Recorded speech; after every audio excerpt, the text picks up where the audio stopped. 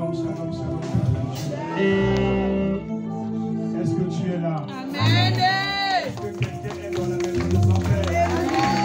Tu es là, dis Jésus. Jésus, Le roi des rois. le roi des rois, Le Seigneur des le seigneurs. Seigneur des seigneurs. J'aimerais voir la personne qui va acclamer Jésus mieux que les autres.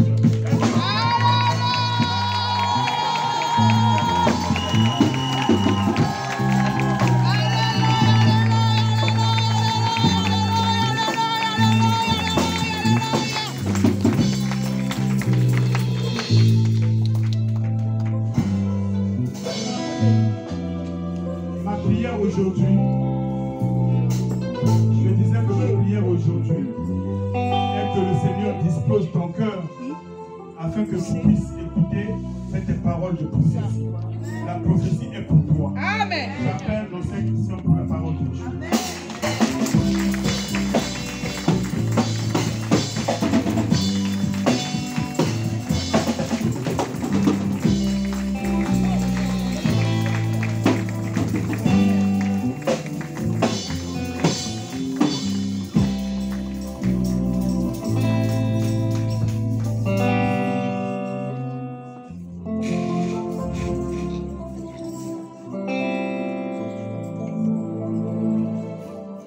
Shalom bien-aimés. Shalom, shalom.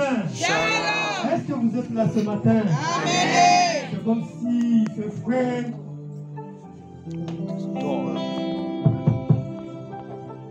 Est-ce que vous êtes là ce matin? Amen. Si vous êtes là, est-ce que vous pouvez acclamer Jésus?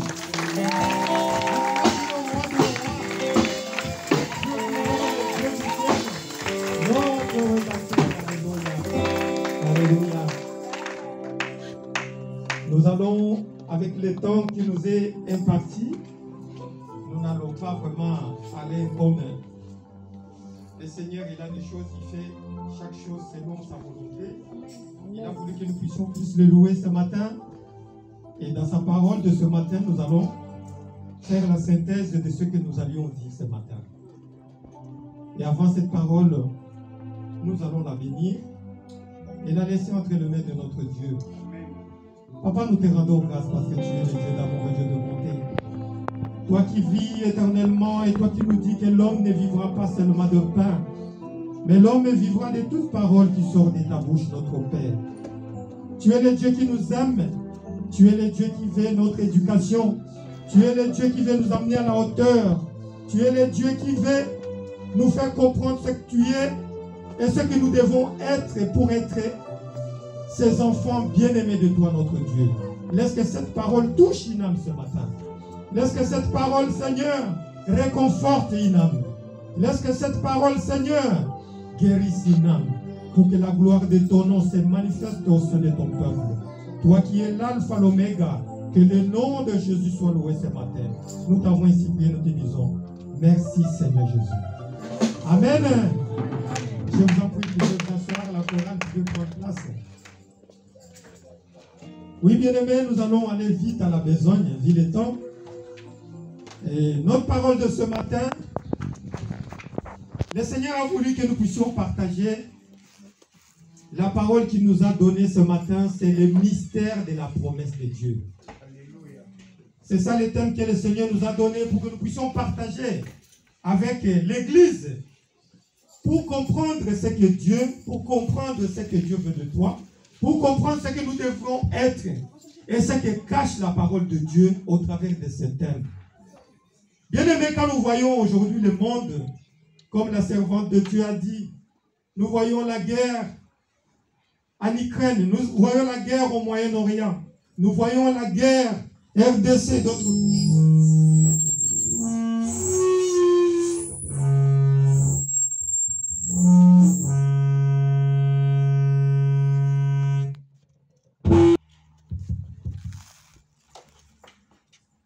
Et tout ce qui se passe aujourd'hui à travers le monde, le Seigneur voudrait nous faire comprendre que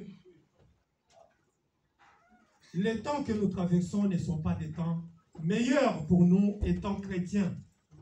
ne sont pas les temps favorables qui puissent faire comprendre à un enfant de Dieu que là où nous allons de mieux en mieux. Mais là où nous allons de pire en pire, qui veut nous faire dire que Jésus revient bientôt. Et au travers de tout ce que Jésus nous a parlé, il nous a laissé une promesse. Il a dit qu'il reviendra nous prendre. Je m'en vais vers le Père vous préparer une place. Et après vous l'avoir préparée, je reviendrai vous prendre. Ça, c'était la parole de promesse de notre Seigneur. Mais depuis toujours, l'homme, depuis que cette promesse a été donnée, l'homme attend toujours la venue de Jésus. Et l'attente de Jésus fait que nombreux sont dans les doutes. D'autres ont même rejeté le chemin de Jésus. D'autres l'ont trahi pour dire qu'il ne reviendra plus. Ils ont dit que Jésus ne reviendra plus parce que ça fait si longtemps que cette promesse a été donnée et que le maître n'est pas toujours revenu. Mais ce que cette parole cache, bien-aimé, c'est ce que le Seigneur vient te faire comprendre, toi et moi. Comprendre que la promesse, quand on parle de mystère, on parle de quelque chose qui est caché. Quelque chose qui est caché dans une chose. Et c'est cette chose que le Seigneur voudrait que tu puisses comprendre. Pourquoi on parle d'une promesse qui est mystère? La promesse ne suffit pas que tu es là, tu l'attends. La promesse ne suffit pas que tu es debout, tu es éveillé, tu es assis, tu te dis non, j'attends que cette promesse s'accomplisse. Jésus a dit, je reviendrai vous prendre.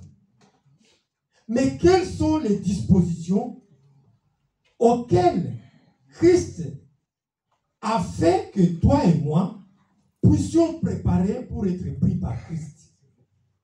C'est ça ce que nous allons débattre ce matin. Vite à la besogne, nous allons demander à nos lecteurs et lectrices de pouvoir nous lire nos deux livres que nous avons ce matin. Le livre de 1 Samuel 17, 30 et Nombre 23, 19. Je vous en prie de pouvoir vous lever, nous allons honorer cette parole. 1 Samuel chapitre 17, versets 17 à 30, je lis au nom de Jésus. Amen. Isaïe dit à David son fils, prends pour tes frères 7 épha de grains rôtis et ces 10 pains, et cours au camp vers tes frères. Porte aussi ces 10 fromages au chef de leurs milliers. Tu verras si tes frères se portent bien, et tu m'en donneras des nouvelles sûres. Ils sont avec Saül et tous les hommes d'Israël dans la vallée de Térébinthe, faisant la guerre aux Philistins. David se leva de bon matin, il laissa les brebis à un gardien, prit sa charge et partit comme Isaïe le lui avait ordonné. Lorsqu'il arriva au camp, l'armée était en marche pour se ranger en bataille et pousser des cris de guerre. Israël et les Philistins se formèrent en bataille, armée contre armée. David remit les objets qu'il portait entre les mains du gardien, des bagages, et courut vers les rangs de l'armée. Aussitôt arrivé, il demanda à ses frères comment ils se portaient. Tandis qu'il partait avec eux, voici le Philistin de Gath, nommé Goliath, s'avança entre les deux armées, hors des rangs des Philistins. Il tint les mêmes discours que précédemment, et David les entendit. À la vue de cet homme, tous ceux d'Israël s'enfuirent devant lui et furent saisis d'une grande crainte. Chacun disait, « Avez-vous vu s'avancer cet homme ? C'est pour jeter à Israël un défi qu'il s'est avancé. Si quelqu'un le tue, le roi le comblera de richesses, il lui donnera sa fille et il affranchira la maison de son père en Israël. » David dit aux hommes qui se trouvaient près de lui, « Que fera-t-on à celui qui tuera ce Philistin et qui ôtera l'opprobre de dessus d'Israël? Qui est donc ce Philistin, cet incirconcis, pour insulter l'armée du Dieu vivant ?» Le peuple, répétant les mêmes choses, lui dit, « C'est ainsi que l'on fera à celui qui le tuera. » Eliab, son frère aîné, qu'il avait entendu parler à ces hommes, fut enflammé de colère contre David. Et il dit, « Pourquoi es-tu descendu et à qui as-tu laissé ce peu de brebis dans le désert? Je connais ton orgueil et la malice de ton cœur, c'est pour voir la bataille que tu es descendu. » David répondit, « Qu'ai-je donc fait? Ne puis-je pas parler ainsi? » Et il se détourna de lui pour s'adresser à un autre et fit les mêmes questions. Le peuple lui répondit comme la première fois. Amen. Amen. Nombre 23, verset 19. Dieu n'est point un homme pour mentir, ni un fils d'un homme pour se repentir. Ce qu'il a dit, ne le fera-t-il pas? Ce qu'il a déclaré, ne l'exécutera-t-il pas? Parole du Seigneur. Amen. Alléluia. Est-ce qu'on peut acclamer cette parole?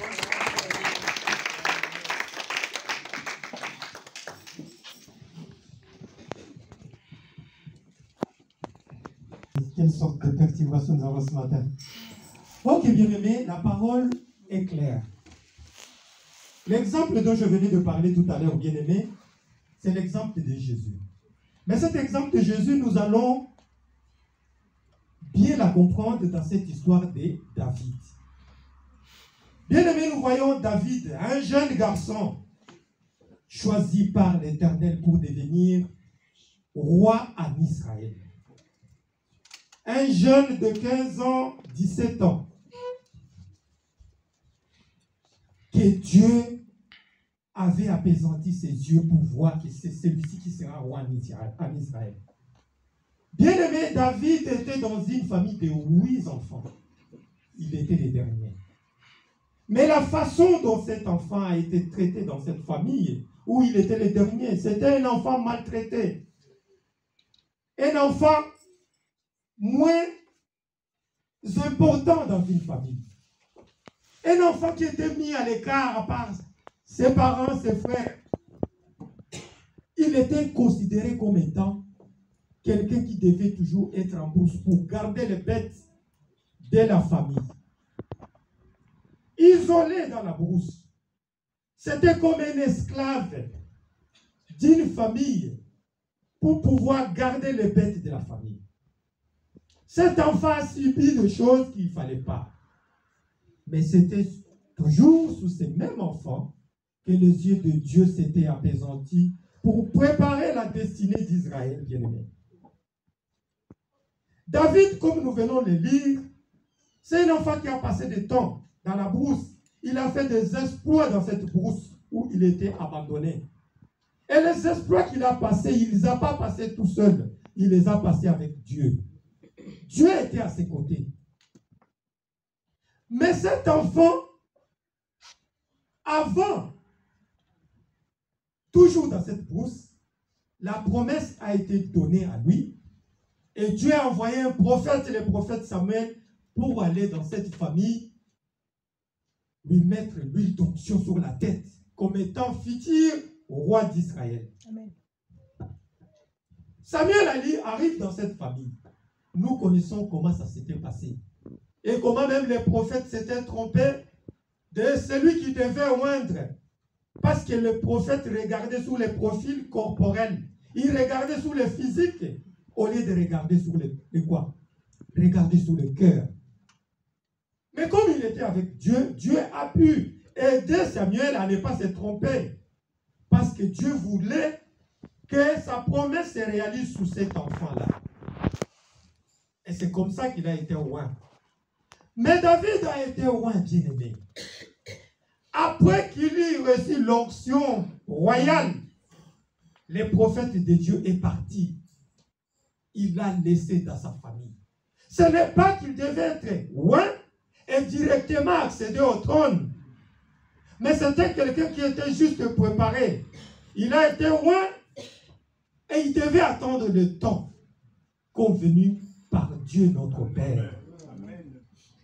David devait attendre le temps de Dieu s'accomplir dans sa vie, bien-aimé. À cet âge-là de 17 ans, David, sa vie était toujours la maison, la brousse. La maison, garder les bêtes. Malgré l'onction royale qu'il avait, sa vie restait toujours cette routine-là De la maison à la brousse. Pour garder quoi? Garder le bête. Et son papa, les bêtes de la maison. Mais un roi, parce que dans le ciel, Dieu considérait déjà David comme étant roi. Amen. À partir de son onction reçue, du jour même, le ciel avait validé l'onction royale et la royauté de David, bien-aimé. Mais, comme le temps de Dieu joue en faveur de David, il a fallu qu'il puisse attendre le bon moment. Et c'est ce bon moment-là auquel nous allons expérimenter avec vous. C'est là où je parle des mystères, bien-aimés. Je parle des mystères parce que l'attente de David pour accéder au trône d'Israël, ça a pris beaucoup de temps. 22 ans. 22 ans d'attente, bien-aimés. David a attendu 22 ans pour accéder au trône. De l'onction qu'il a reçue pour accéder au trône, Dieu lui a donné 22 ans d'attente. Et parmi les 22 ans d'attente de David, bien-aimé, qu'est-ce qui s'est passé réellement? Qu'est-ce qui s'est passé réellement pour David? Ça veut dire que quand il a été oint par l'homme de Dieu, Dieu voulait que David puisse d'abord recevoir l'instruction. David puisse d'abord grandir en stature, grandir en sagesse, grandir sur tout le plan. Dieu voulait qu'il puisse grandir sur tout ce qui s'est passé autour de lui. Futur roi d'Israël, sa vie était maison, la brousse, maison, la brousse. Et tous les exploits qu'il passait, il est passé toujours dans cette brousse-là, avec les bêtes. Lui seul est son Dieu. Isolé du monde, bien-aimé. Il n'y a que Dieu qui était son témoin dans cette expérimentation, dans cette instruction. Nous savons dans la parole comment David a combattu contre l'ours, contre le lion, et il les a tués à cet âge. Parce qu'il n'était pas seul. La Bible nous dit, celui qui est en nous est plus fort que celui qui est dans le monde. David avait Dieu en lui. Et il avait la capacité de tuer n'importe quelle bête, même un éléphant. David pouvait le transpercer à cette époque. Parce que Dieu était en lui. Pour faire sa stature, pour faire sa force. Bien-aimé, on a parlé de promesses. On a parlé de la promesse de Dieu. Mais nous voyons cet enfant conçu pour être roi, les circonstances qu'il a traversées pour accéder au trône. Le bon moment est arrivé parce que le temps était arrivé, le temps de Dieu de se manifester en David pour entrer au trône. Et qu'est-ce qui s'est passé? C'est son père qui l'a envoyé au front. Au front pour aller faire quoi? Amener à manger à ses frères qui faisaient partie de l'armée d'Israël. Le papa qui lui donne un panier va voir tes frères au front, ramène-leur ça à manger et prends de leurs nouvelles avant de retourner ici. Continue à garder les bêtes. Parce que nous voyons le temps que David a passé pour aller laisser le panier à manger pour ses frères au front. Il a fallu qu'il prenne une autre personne comme gardien pour pouvoir l'aider dans ces moments d'absence, pour prendre sa place à garder les bêtes à la maison. David est parti. Mais en partance de David au front, c'était le temps de Dieu qui s'était accompli dans sa vie. Son papa l'a envoyé au front juste au moment où l'armée d'Israël se mettait en bataille contre l'armée des Philistins. David arrive au bon moment. Il arrive au bon moment sur le champ de bataille. Et au bon moment, il voit un géant, un Goliath, qui se présente devant lui et qui est en train de terrasser l'armée d'Israël, des enfants d'Israël. David, sachant déjà les exploits qu'il avait passés en brousse avec son Dieu, rassuré de la force qu'il avait, il a demandé c'est qui cet homme-là? Qui est ce monsieur qui est en train d'injurier l'armée de Dieu? Qui est ce monsieur capable qui est en train de se prendre pour je ne sais pas quoi, en train de négliger l'armée de Dieu? On lui a expliqué qui il était, Goliath. Et David a demandé, la première des questions de David, c'était de demander qu'est-ce que le roi a dit à celui qui tuera ce monsieur. Ça, c'était la première question, la question que David avait à l'esprit. Et cette question lui est venue parce qu'il était dirigé par l'Esprit de Dieu. Quelqu'un qui arrive au front, tout le monde a peur de Goliath. Mais le petit enfant se demande c'est qui. Il se renseigne d'abord sur la personne de Goliath. Et de deux, il pose la question de savoir qu'est-ce que le roi a dit à propos de celui qui va tuer Goliath. Qu'est-ce qu'il va lui donner comme récompense. Donc David voulait entendre la récompense qui est derrière la mort de Goliath. Nous savons ce qui était dit ici. On a dit que celui qui va tuer Goliath deviendra le gendre du roi Saoul. Deviendra le gendre. Ça veut dire, en tuant Goliath, David accédait directement dans le palais royal, bien aimé. David avait déjà l'accès d'entrer dans le palais royal. Ça veut dire qu'il allait épouser la fille du roi. Mais pour épouser la fille du roi, pour accéder, avoir tendance à accéder au trône, David devait lutter. David devait faire bataille. Il devait combattre Goliath. Il devait combattre Goliath. Sans Goliath, sans la lutte de Goliath, peut-être David n'allait pas accéder au trône, bien-aimé. Peut-être il allait accéder au trône d'une autre façon, ou ça serait peut-être plus tard. Mais comme le temps de Dieu était arrivé dans sa vie, David était serein. Il s'est dit, je ne peux pas louper cette occasion. Je dois profiter de cette occasion pour avoir la récompense qu'il est dit. Amen. Et c'est comme ça qu'il s'est lancé à la bataille. Mais David qui veut se lancer et qui se renseigne à propos de la récompense, son frère qui regarde, il dit, je connais ce petit. Il a de la malice en lui. Il se croit toujours être au-dessus de nous, ses grands frères. Il est allé retourner son petit. Tu te crois qui? Tu te prends qui? Tout ça. Bien-aimé, vous voyez comment le diable fait. Mais David était conscient de savoir que c'était son temps. Et comme c'était son temps, il ne devait pas perdre le temps dans la distraction avec son frère. Amen. En train de s'échanger les paroles, en train de se discuter. Lui devait profiter, aller juste vers le but, l'objectif, parce qu'il savait que je ne peux pas louper.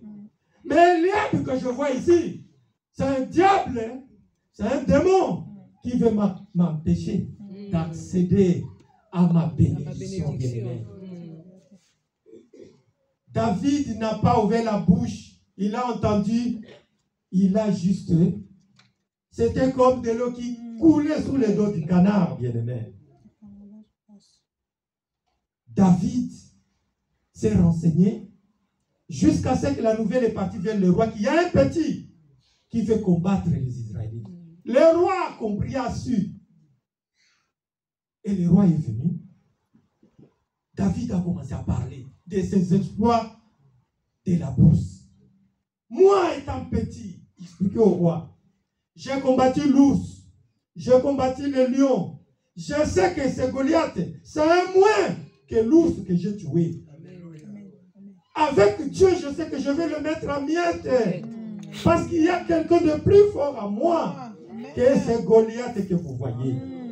Amen. David a exprimé au roi.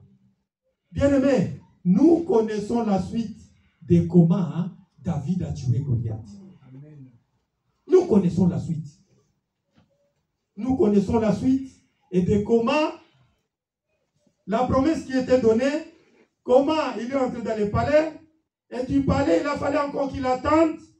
La vie de David, c'était des luttes, c'était des combats pour pouvoir accéder à sa bénédiction, bien-aimé. La promesse de Dieu, bien-aimé, la promesse de Dieu, de ce que je veux vous dire ce matin, de ce que nous allons nous dire ce matin, un enfant de Dieu doit comprendre que quand Dieu te donne une promesse, ce n'est pas une promesse que Dieu te donne pour t'asseoir sur une chaise et tu te dis que c'est bon, j'attends. Non. Tu dois t'élever. Quand tu as une bénédiction que Dieu, une promesse que Dieu t'a donnée, ça veut dire que Dieu te dit, derrière cette promesse, il y a des batailles à faire. Il y a des luttes à faire. Derrière chaque promesse de Dieu pour ses enfants, ce n'est pas quelque chose que je dois rester dans la maison. J'assois, je mange. Le royaume des cieux n'est pas le manger, le boire. Ce n'est pas ça, bien-aimé. Un enfant de Dieu qui est un élu de Dieu, qui est sous la promesse de Dieu, qui a été promis par Dieu, doit comprendre que la promesse de Dieu cache beaucoup de choses. Quand Dieu te donne une promesse, ça ne veut pas dire que la fête commence. Mais c'est le début du travail dans ta vie. Tu dois travailler pour accéder à cette promesse. Travailler pour accéder à cette bénédiction. Tu dois lutter.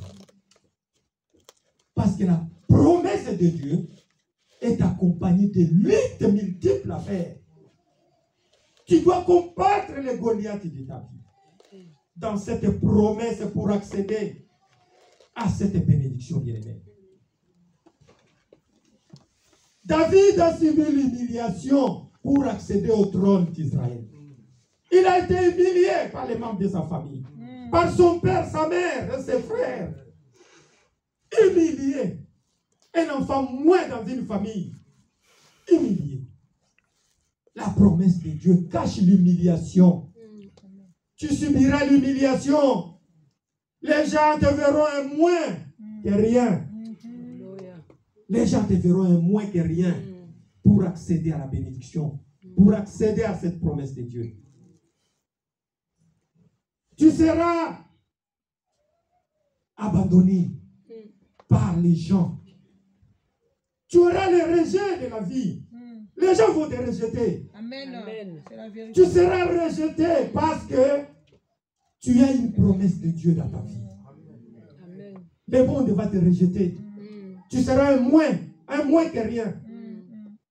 Humilié, rejeté, abandonné. Parce qu'il y a la promesse de Dieu qui est derrière toi. Amen. Des luttes multiples, tu auras lutté. Tu auras lutté, bien-aimé. Tu auras lutté dur pour accéder à ce que Dieu t'a promis. Amen. Ce n'est pas que tu t'assois dans ton salon en train d'attendre, mais tu dois être debout comme un soldat de Jésus. Alléluia. Ce n'est pas facile, la promesse de Dieu. Tous nous tendons à cette promesse. Mais sachez bien, bien-aimé, que quand Dieu te promet, c'est le début de lutte dans ta vie. C'est le début de lutte. C'est le début de combat. Tu auras des questions à te poser. Est-ce que je suis sous la bonne voie? Est-ce que Dieu ne m'a pas abandonné? Est-ce que je ne suis pas seul dans cette lutte-là? Tu auras des questionnements à te poser. Tu vas te poser des questions si tu es toujours avec Dieu ou Dieu t'a abandonné. Tellement la lutte sera très acharnée sur toi, à tel point que tu risques même de perdre la foi. De croire que ce que Dieu t'a promis, ça ne va plus se réaliser. Tu vas perdre la foi dans cette lutte. Tu vas perdre la foi, bien-aimé. Mais la parole de Dieu nous dit que celui qui a nous est plus fort que celui qui est dans le monde. Amen. L'espoir doit toujours demeurer. Amen. Comme Amen. David. David ne s'est pas lassé, quoi qu'il y ait sur le front, pour entrer dans sa bataille, pour entrer dans sa bénédiction. Il ne s'est pas lassé, il ne s'est pas occupé d'Eliab, parce qu'il savait qu'il allait louper le temps convenu par Dieu pour entrer dans sa bénédiction, dans sa promesse. C'était un garçon avisé, intelligent. Trop souvent, nous loupons l'occasion d'entrer dans nos bénédictions, dans la promesse que Dieu nous a donnée, parce que nous sommes distraits. On est trop distraits avec les gens tout autour. On est trop distraits avec le monde qui nous entoure. On ne voit pas l'importance de ce auquel Dieu t'a appelé. Amen. Tu es distrait. David n'était pas distrait. Parce qu'il savait que son père l'envoya. Bien-aimé, regardez cette coïncidence. Son père l'envoie juste. Il arrive juste sur le champ de bataille, juste au moment où l'armée se met en bataille contre Goliath. Quelle coïncidence! Quelle coïncidence! Quelle coïncidence! Et c'était en ce moment-là que Eliab veut le distraire. Veut le distraire. Tu dois lutter pour ta bénédiction. Alléluia. Grand, enfant, vieux, jeune, vous devez lutter pour votre vie. Nous devons lutter pour notre promesse. Même la promesse d'entrer au ciel, tu dois lutter. Amen. Jésus ne viendra pas prendre des fainéants, mais il viendra prendre des lutteurs. Il viendra prendre des combattants, ceux qui ont lutté, ceux qui ont su manifester la gloire de Dieu dans ce monde. Amen. Et tout passe par la patience, bien-aimés. David était patient d'attendre les bons moments. Est-ce que sommes-nous patients, bien-aimés? Est-ce que sommes-nous patients quand nous sommes dans cette promesse de Dieu? Sommes-nous patients? David a entendu le bon moment. Et il a compris que c'était le temps de Dieu pour se lancer. Entrer dans sa bénédiction. Notre père Abraham a attendu 25 ans pour avoir Isaac. 25 ans d'attente, bien-aimé.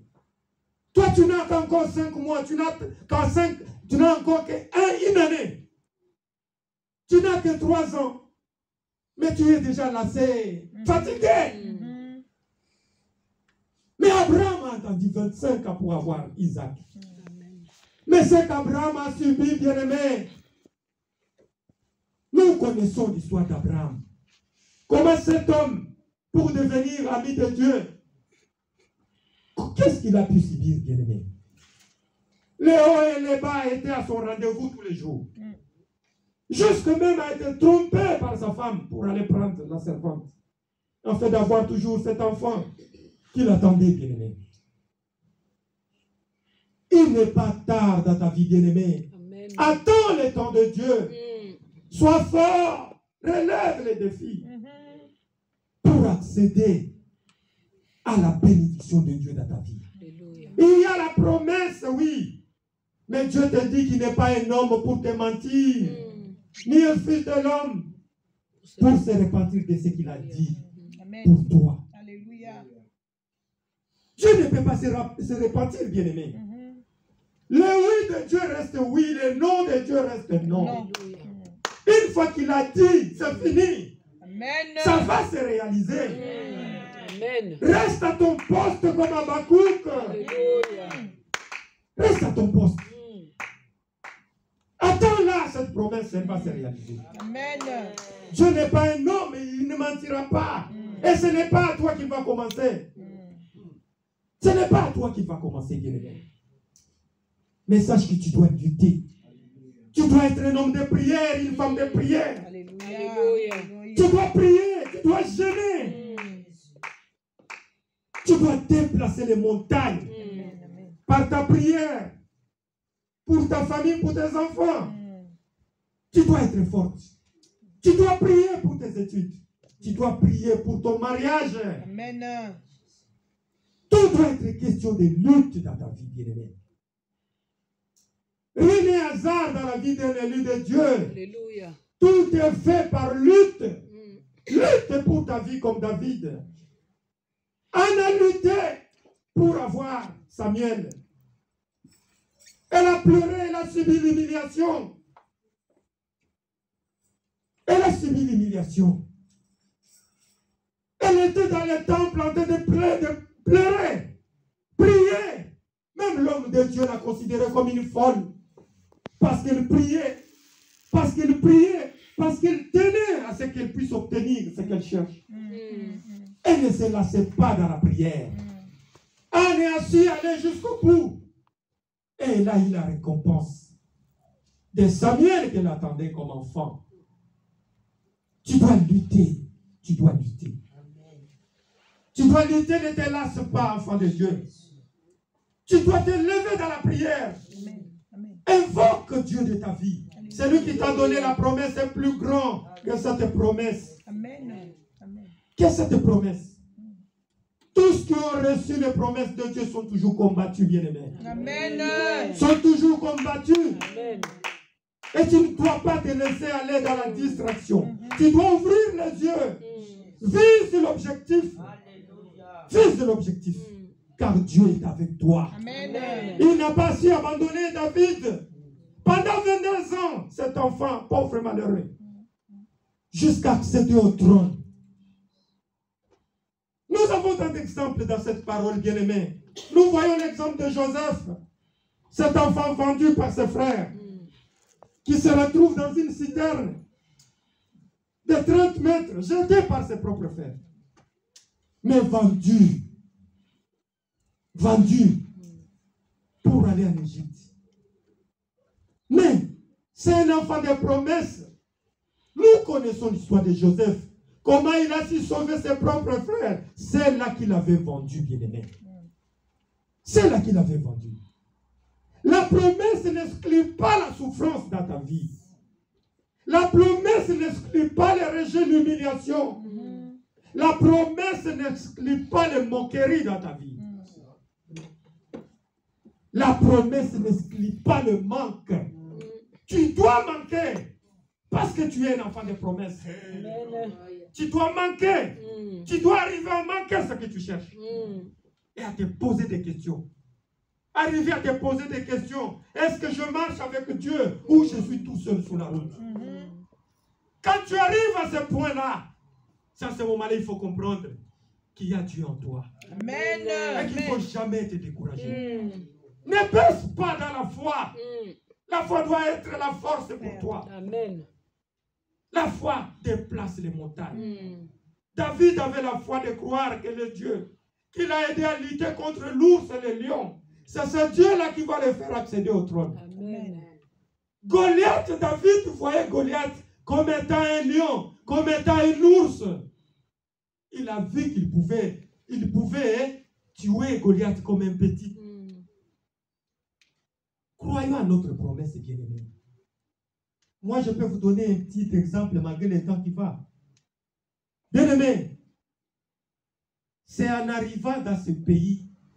Quand moi je suis arrivé dans ce pays, je servais Dieu déjà en Afrique. Mais c'est quand je suis arrivé ici que j'ai compris pourquoi on doit être vraiment aguerri dans la prière ici. Amen. Les luttes que j'ai luttées dans ce pays, je ne les ai pas luttées au bled. Je ne les ai pas luttées au pays bien-aimé. C'est ici où j'ai constaté Goliath qui s'est élevé. Et si je ne m'étais pas levé dans la prière, je ne serais pas debout ici devant vous, bien-aimé. Parce que j'allais déjà être dans le sol, enterré. Mais je vous dis, c'est grâce à la persévérance de croire que Dieu n'abandonne pas ses enfants. Amen. Ne délaisse pas ses enfants. Que je suis là aujourd'hui. Je vous dis ce que je traverse ici, comme dites. Le pasteur ici. Je ne serai pas là. C'est parce que j'étais aguerri dans la prière. C'est parce que je savais à quel Dieu je priais. Amen. Pour être debout devant vous. Un enfant de Dieu doit subir tout cela. Un élu de Dieu doit subir tout cela. La promesse de Dieu ne te dit pas de rester assis. Mais la promesse de Dieu te pousse à travailler pour toi et pour ta vie, pour ta famille, pour ton mari, pour tes enfants. Amen. Amen. Tu dois lutter. C'est peut-être par ta prière que ta famille sera protégée. Amen. C'est peut-être par ta prière que tes enfants seront protégés Amen. et vont accéder à leur bénédiction. Amen. Mais trop souvent, nous nous lassons. Nous laissons Dieu. Ah, je suis un élu de Dieu, Dieu va faire. Non. Dieu ne fait pas avec les paresseux. Mais Dieu veut agir avec nous pour accéder au trône. Laisse que Dieu bénisse ta parole.